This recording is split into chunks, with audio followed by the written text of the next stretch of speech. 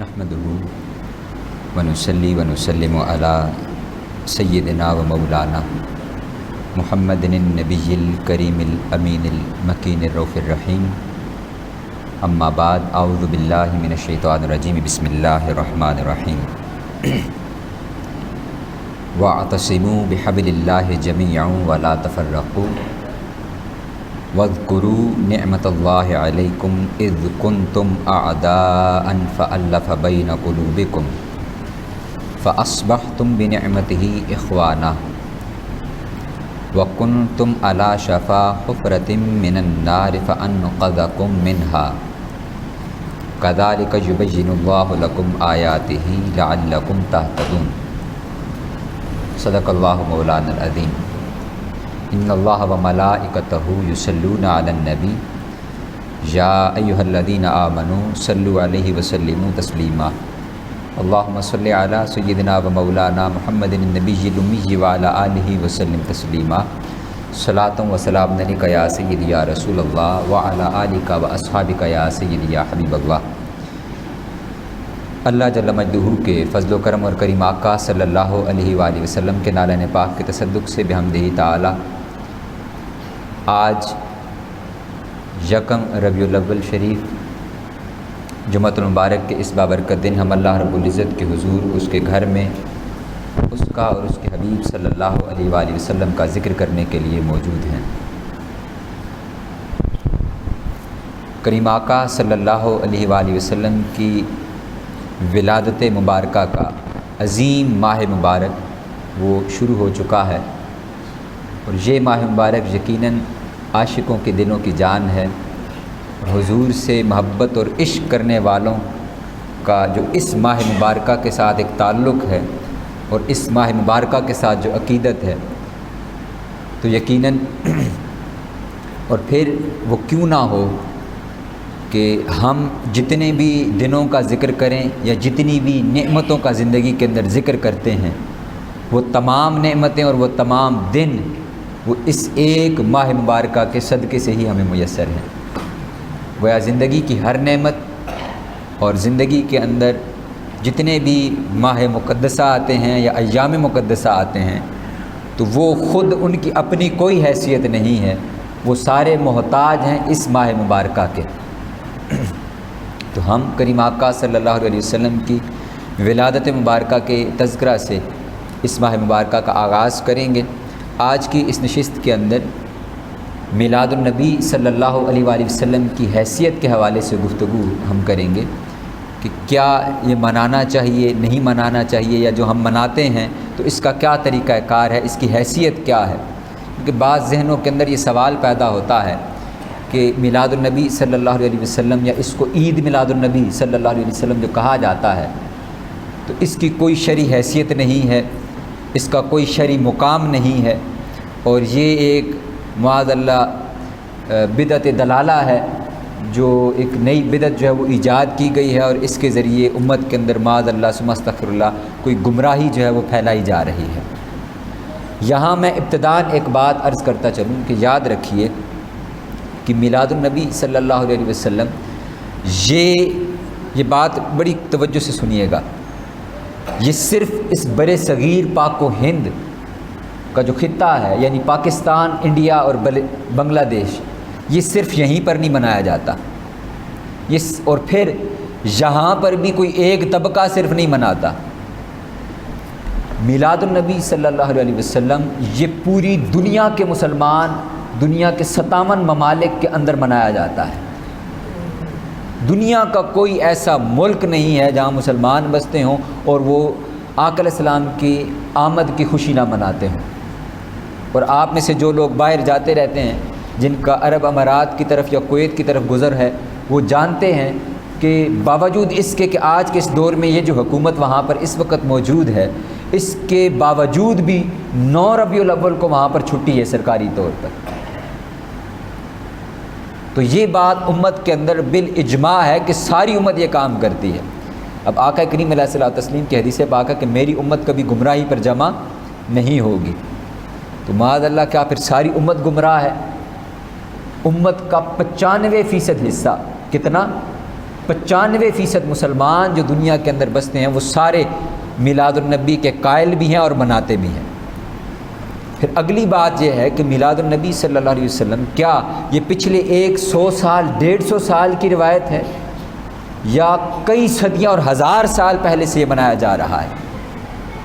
تو میں نے دو چیزیں کلیئر کی کہ نہ صرف اس خطے کی بنیاد ہے کہ کوئی کہے کہ جی یہ خالی پاکستان اور ہندوستان نے اس کو ایجاد کیا اور منانا شروع کیا ہے، اور نہ ہی یہ پچھلے 100 سال کے اندر یہ منانا شروع ہوئے ہیں، بلکہ یوں کہنا چاہیے کہ حرم کعبہ کے اندر جو سینکڑوں سالوں سے میلاد النبی کا جلوس نکالا جاتا تھا وہ پچھلے 70 سال کے اندر بند ہوا ہے۔ اس سے سینکڑوں سال پہلے تو خود کعبہ سے مشعل بردار جلوس نکلتا تھا اور آقا علیہ السلام کی جائے ولادت تک وہ جلوس جایا کرتا تھا۔ یہ میں نے چند بنیادی معلومات آپ سے شیئر کی ہیں۔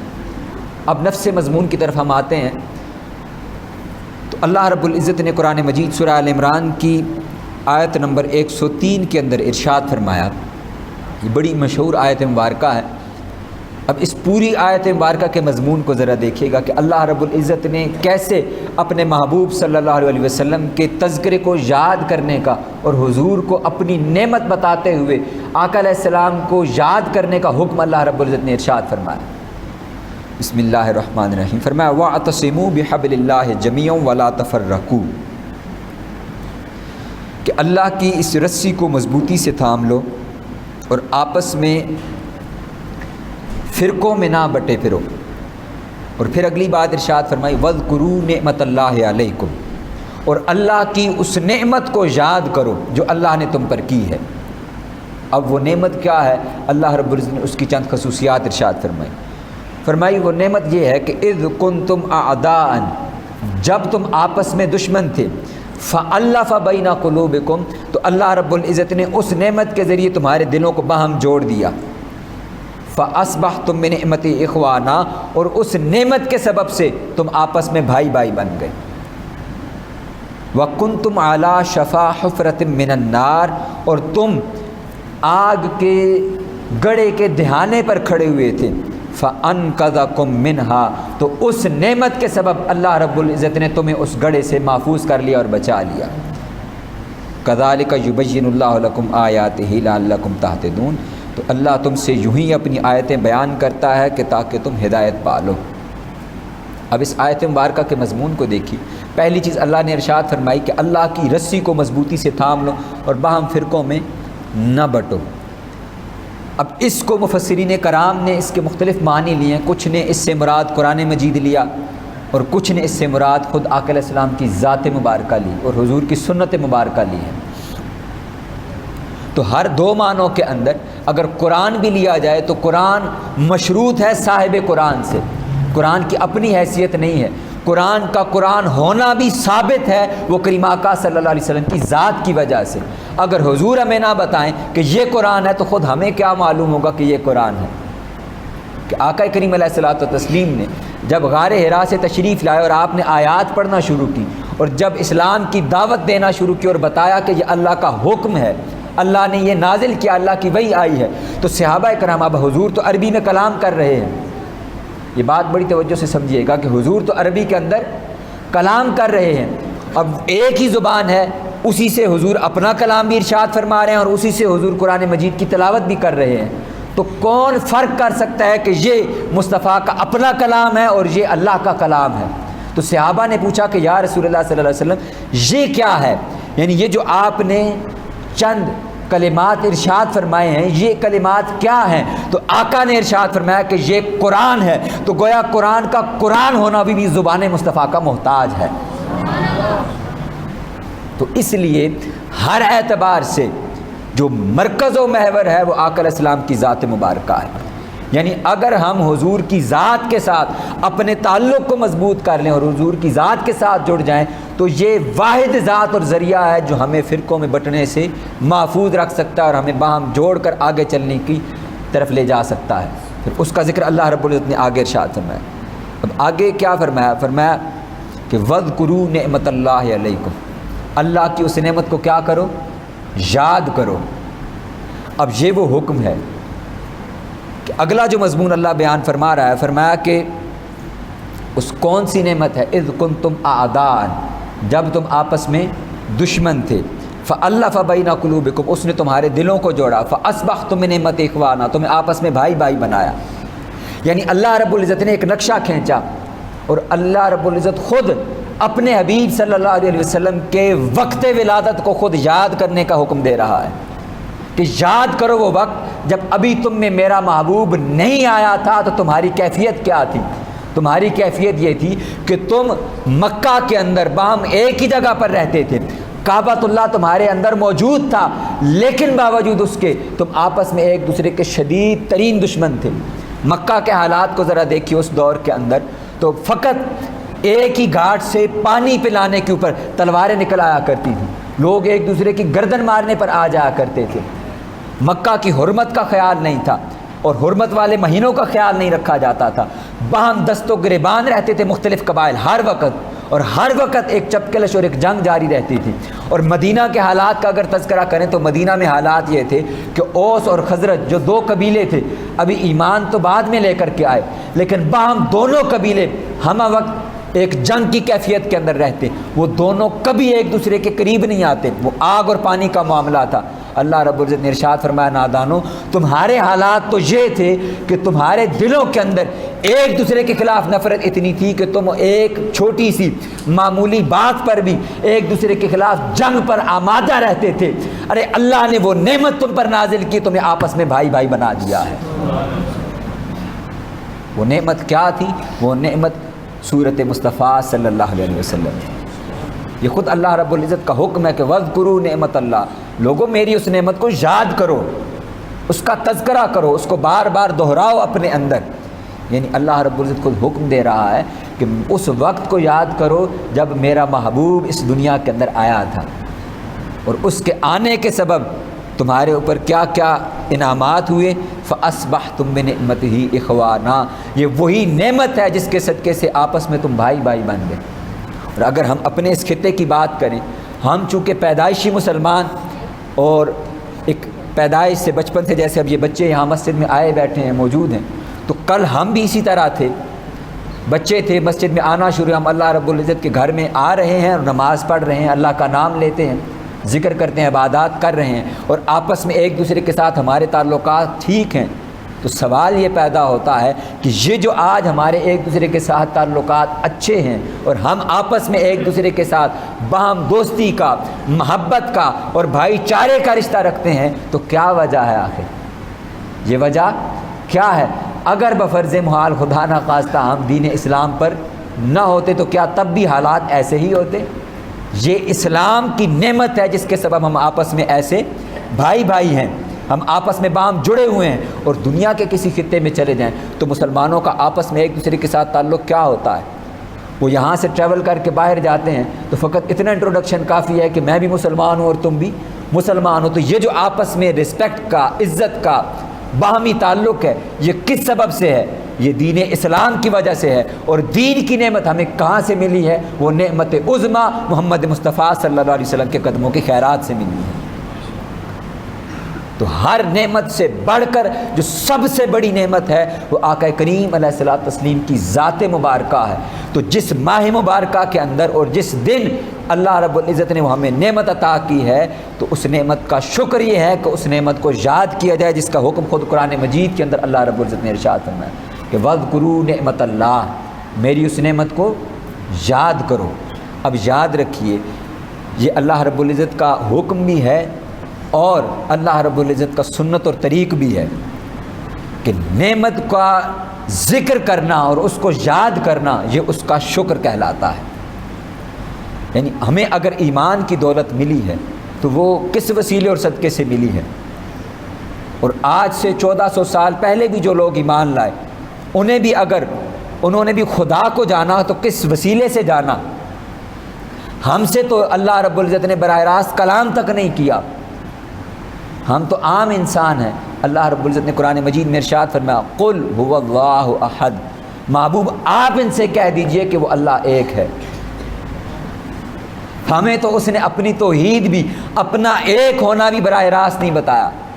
اب یہ توحید اور رسالت کا معاملہ ہے، کہ کل یہ لفظ رسالت، یہ لفظ کل یہ رسالت ہے، اور هو اللہ احد یہ توحید ہے، یعنی وہ اللہ ایک ہے، یہ توحید ہے، اور لفظ کل یہ رسالت ہے۔ رسالت کہتے ہیں پیغام پہنچانے کو۔ فرمایا قل محبوب آپ پہنچا دیجئے، تو توحید سے پہلے رسالت آتی ہے۔ درجے میں توحید بلند ہے، لیکن رسالت کے بغیر توحید تک انسان پہنچ ہی نہیں سکتا۔ توحید تک پہنچنے کے لیے بھی ہم رسالت کے محتاج ہیں۔ اور صفا و مروہ کے اوپر جب آقا علیہ السلام نے کھڑے ہو کر کے اعلان کیا کہ لوگوں اگر میں تمہیں کہوں کہ ایک لشکر پیچھے سے آ کر تم پر حملہ کرنے والا ہے تو کیا تم میری بات کا یقین کر لو گے؟ انہوں نے کہا کہ ہم نے آپ کو صادق اور امین پایا ہے، ہم یقیناً آپ کی بات کو مان لیں گے۔ آپ نے فرمایا کہ پھر میں محمد ہی تم سے کہہ رہا ہوں کہ جان لو کہ وہ اللہ ایک ہے۔ اب یہاں بڑی قابل توجہ بات کہ وہ کفار نے سوال کیا کہ اس اللہ کے ہونے کی دلیل کیا ہے؟ تو اللہ رب العزت نے خود ارشاد فرمایا، اور دلیل بھی ذات مصطفیٰ کو ارشاد فرمایا، فرمایا لَقَدْ لَبِثْتُ فِيكُمْ عُمَرًا مِّن قَبْلِهِ افلا تعقلون۔ محبوب ان سے کہہ دو کہ میں نے تمہارے اندر ایک وقت گزارا ہے، ایک عمر گزاری ہے۔ گویا خدا کی توحید کی سب سے پہلی اور سب سے بڑی دلیل وہ ذات مصطفیٰ صلی اللہ علیہ وسلم ہے۔ خود اللہ کی توحید کی دلیل وہ اللہ کا نبی ہے اور آپ کی عمر مبارک ہے، آپ کے اخلاق ہیں کہ میں نے 40 سال تمہارے اندر گزارے ہیں۔ یعنی توحید بھی ہمیں جس نعمت کے صدقے سے ملی، ایمان بھی ہمیں جس نعمت کے صدقے سے ملا، اسلام بھی ہمیں جس نعمت کے صدقے سے ملی، قرآن بھی ہمیں جس نعمت کے صدقے سے ملا۔ آج یہ جو ہم عبادات کر رہے ہیں جمعۃ المبارک کے اس عظیم دن اللہ رب العزت کے حضور اللہ کے گھر میں بیٹھے ہوئے ہیں، تو یہ بھی نعمت مصطفیٰ صلی اللہ علیہ وسلم کے صدقے سے ہمیں ملا ہے۔ تو گویا میلاد منانا یہ اللہ رب العزت کی اس نعمت کا شکر ہے کہ اس نعمت کو یاد کیا جائے، اس کا تذکرہ کیا جائے، اس کو بار بار یاد کیا جائے اور اللہ کے حضور اس کا شکر ادا کیا جائے۔ پھر کیسے کیا جائے؟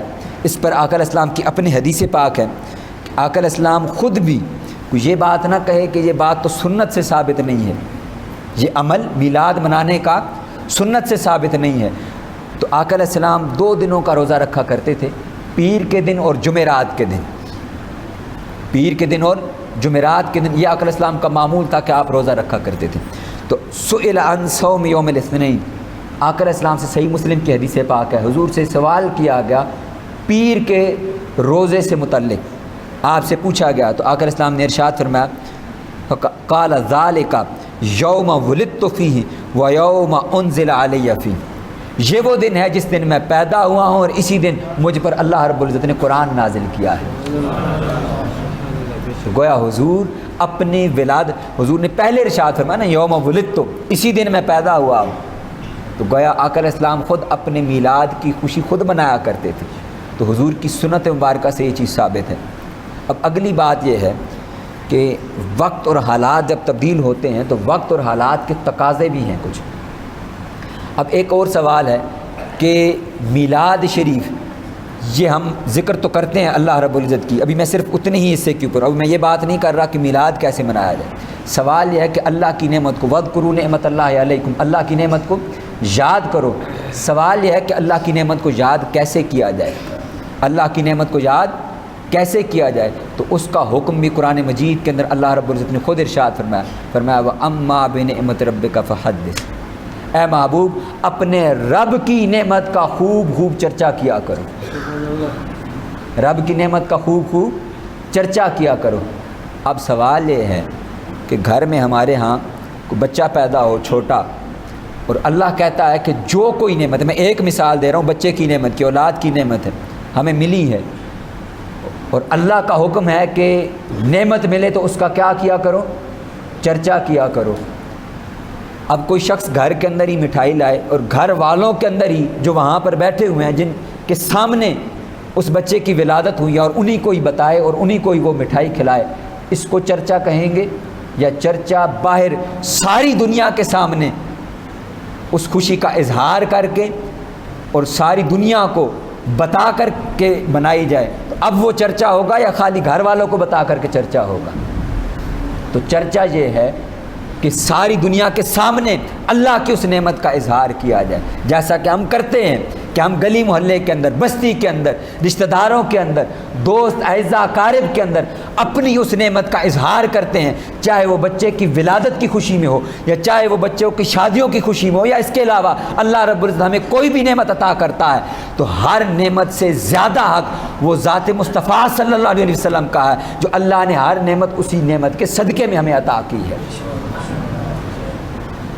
تو یہ جو طریقہ ہمارے ہاں رائج ہے کہ ہم اس کا تذکرہ جلوس نکال کر کے کرتے ہیں، ہم اس کا اظہار برقی کمکمے جلا کر کے کرتے ہیں، ہم اس کا اظہار جھنڈے اٹھا کر کے کرتے ہیں، ہم اس کا اظہار حضور کا ذکر اور نعتیں پڑھ کر کے کرتے ہیں، تو یہ اللہ کا عین حکم ہے کہ جب تمہیں نعمت ملے۔ اب بات یہی ہے نا کہ نعمت جتنی بڑی ہوگی چرچا بھی اتنا بڑا ہوگا، تو میں اور آپ کو تو جانتا کوئی نہیں ہے، تو ہمارا چرچا وہ گلی محلے تک رہ جائے گا، لیکن جتنی بڑی اللہ رب العزت کی نعمت ہے کہ جس کے صدقے سے ساری کائنات تخلیق ہوئی ہے، تو پھر پوری دنیا کے اندر اس کی آمد کا چرچا منایا جائے گا۔ اور میں نے جیسا کہ عرض کیا کہ دنیا کا کوئی ایک خطہ، کوئی ایک ملک ایسا نہیں ہے جہاں پر یہ میلاد شریف نہ منایا جاتا اور اس کے منانے کا کوئی اور طریقہ رائج ہو۔ پوری دنیا کے اندر خوشی کا اظہار اسی طرح کیا جاتا ہے، چاہے وہ آتش بازی کی جائے، چاہے وہ لائٹنگ کی جائے، جلوس بڑے بڑے، آپ انٹرنیٹ کا آج کل تو دور ہے، اب تو کوئی چیز چھپی ہوئی بھی نہیں ہے، اب تو آپ احباب نے، یہ بچوں نے تو بخوبی دیکھ رکھا ہوگا کہ ہمیں اپنی یہ جو خوشی ہمارے ہاں پاکستان کے اندر منائی جاتی ہے، مجھے تو یہ کم لگتی ہے ان لوگوں کے مقابلے میں جو باہر یمن کے اندر، مصر کے اندر، آسٹریلیا کے اندر، لیبیا کے اندر، بنگلہ دیش کے اندر جس طرح وہ مناتے اور اظہار کرتے ہیں۔ ان کے جلوس دیکھیں، ان کے بڑے بڑے اسٹیڈیمز اور ہالز جس طرح وہ بھرے ہوئے ہوتے ہیں اور جس طرح وہ اس کا اظہار کرتے ہیں، وہاں پر جس طرح وہ بچوں کو تیار کرتے ہیں، ان کو اچھے اچھے کپڑے پہناتے ہیں، اچھے اچھے کھانے کھلاتے ہیں۔ میرے استاذ المکرم سر حافظ محمد سعید بغدادی صاحب، آپ عراق سے پڑھے ہوئے ہیں، آپ فرماتے ہیں کہ اس رات کو، پرٹیکولر اس رات کو، اہل بغداد کا یہ طریقہ کار ہے کہ وہ ہر شخص اپنے گھر سے کھانا پکاتا ہے اس رات کو 11 اور 12 کی درمیانی شب کو، اور وہ کھانے پکا کر کے اپنی فیملی کے ساتھ وہ گلیوں پر آ کر کے بڑے دسترخوان لگا کر کے بیٹھ جاتے ہیں، تو گویا پورا بغداد وہ سڑکوں کے اوپر کھانے لگا کر کے بیٹھا ہوا ہوتا ہے اور لوگوں کی ضیافت کر رہے ہوتے ہیں۔ یہ ان کا انداز اور طریقہ کار ہے۔ تو گویا پوری دنیا کے اندر مسلمان یہ میلاد مناتے ہیں، حتیٰ کہ آج کے اس دور کے اندر بھی حرمین شریفین میں بھی میلاد منایا جاتا ہے۔ یہ بھی ذہن کے اندر رکھیں، کسی کے ذہن میں ایسے یہ بات نہ ہو کہ شاید وہاں نہیں منایا جاتا، وہاں منایا جاتا ہے۔ فرق صرف اتنا ہے کہ وہاں پر ایک اس پورے ملک کا قانون ہے، وہاں پر کھلے عام کوئی بھی اجتماع نہیں ہوتا، صرف میلاد کا نہیں، پورے ملک کے اندر کھلے عام کوئی بھی اجتماع نہیں ہوتا۔ ابھی ستمبر کے اندر ان کا یوم الوطنی گزرا ہے، تو اس کا بھی انہوں نے جو جتنی بھی اس کی سیلیبریشن کی ایکٹیویٹیز اور ایونٹس ہوئے ہیں وہ ان کے ہالز کے اندر اور سلیکٹڈ جگہوں کے اوپر ہوئے ہیں۔ تو حرم مکہ کے اندر بھی جو بڑے بڑے مشائخ ہیں ان کے گھروں کے اندر میلاد شریف منایا جاتا ہے، اور اسی طرح مدینہ شریف کے اندر بھی میلاد شریف منایا جاتا ہے۔ حضور شیخ الاسلام فرماتے ہیں کہ میں خود مکہ کے اندر بھی محافل میلاد میں شریک ہوا ہوں آج کے اس دور کے اندر، اور مدینہ کے اندر بھی محافل میلاد میں شریک ہوا ہوں۔ اور جو میں نے پہلے گزارش کی کہ اس سے پہلے سن 1924 سے پہلے، یہ موجودہ حکومت آنے سے پہلے مکہ کے اندر معمول یہ تھا کہ حرم کعبہ سے مشعل بردار جلوس مغرب کی نماز کے بعد نکلا کرتا تھا، اور وہ آقا علیہ السلام کے جائے ولادت تک وہ جلوس کی شکل میں لوگ جایا کرتے تھے۔ تو وہاں پر بھی یہ میلاد اسی انداز میں منایا جاتا ہے، یہ پوری دنیا کے اندر یہی معمول ہے۔ اب اس کا ایک آخری پہلو ہے، اس کے اوپر میں بات کر کے گفتگو کو ختم کروں گا کہ اس کو منانے کی ایک ضرورت بھی ہے۔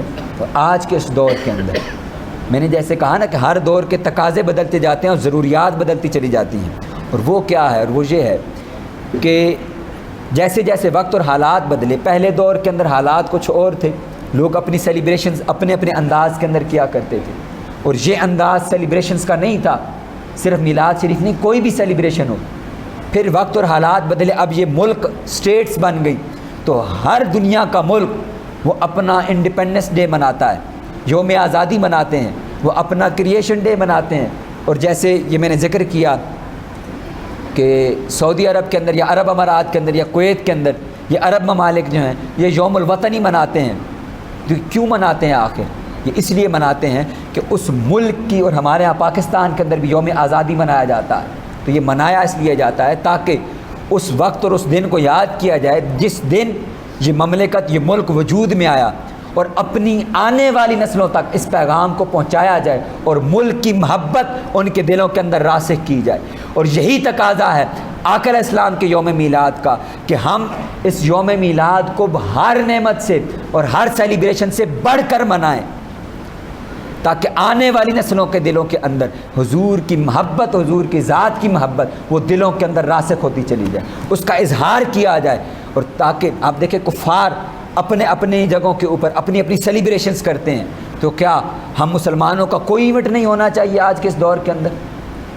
ہم جو غیر مسلموں کے ایونٹس اور سیلیبریشنز اور ان کو منانا شروع کر دیا ہم نے، کہ ہمارے اسی پاکستان کے اندر ہمارے عیسائی جو بھائی ہیں وہ اپنا 25 دسمبر کو کرسمس مناتے ہیں، تو ہمارے لوگ اب اٹریکٹ ہونا شروع ہو گئے کہ ان کا اتنا بڑا ایونٹ ہے کہ اس ایونٹ کے اوپر ان کی بہت زیادہ مختلف وہ گفٹس تقسیم کرتے ہیں اپنے لوگوں کے اندر، اور اس دن ان دنوں کے اندر وہ سیلز بڑھا دیتے ہیں، اپنی چھٹیاں کرتے ہیں۔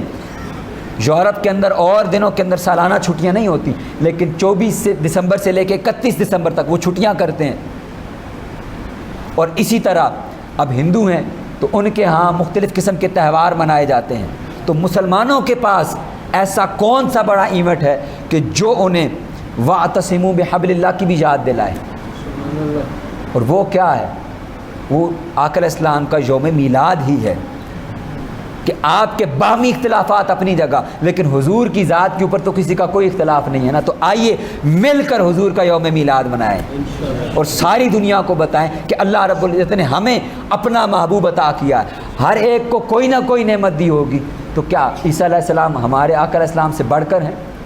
اگر اللہ نے تمہیں عیسیٰ علیہ السلام کی نعمت سے نوازا ہے، تو خود عیسیٰ جن کے پیغمبر بن کر کے آئے ہیں، جن کے آنے کی خوشخبری عیسیٰ دے رہے ہیں، اللہ نے ہمیں وہ محبوب عطا کیا ہے کہ ہر نبی نے جن کے آنے کی خوشخبری سنائی اور جن کی آمد کا مجدہ سنایا، تو اللہ نے تو ہمیں وہ نعمت عطا کی ہے، اور ہر نعمت جس نعمت کے صدقے سے ملی ہے، تو ہمیں بھی چاہیے کہ ہم آقا علیہ السلام کا یوم میلاد ہر نعمت سے بڑھ کر منائیں۔ حضور شیخ الاسلام فرمایا کرتے ہیں، آپ فرماتے ہیں کہ لوگوں حضور کے میلاد کی خوشی وہ ایسے مناؤ کہ دنیا کی ہر خوشی اس خوشی کے سامنے ماند پڑ جائے اور چھوٹی نظر آئے۔ یہ حضور کی ذات کا تقاضا ہے کہ اللہ نے اپنا محبوب صلی اللہ علیہ وسلم ہمیں عطا کیا ہے۔ اللہ رب العزت سے دعا ہے کہ وہ ہمیں آقا علیہ السلام کی ذات کی پکی اور سچی محبت عطا فرمائے، اور حضور کا یوم میلاد پورے شان و شوکت کے ساتھ منانے کی توفیق عطا فرمائے۔ وما علیہ الا البلاغ المبین۔